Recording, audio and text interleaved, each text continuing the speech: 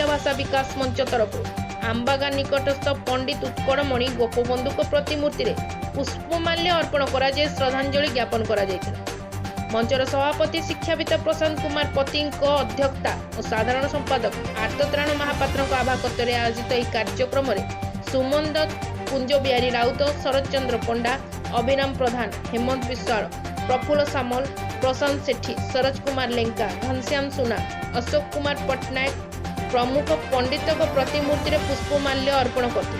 यह अवसर सभापति श्रीपति उत्कलमणि को साहित्य और सेवा क्षेत्र में सश्रद्ध उच्चारण सह से एकाधारे जड़े सामाजिक संगठक, परिवर्तक, राजनेता, सांबादिक, कवि और प्राबंधिक रूपे अभिहित करते।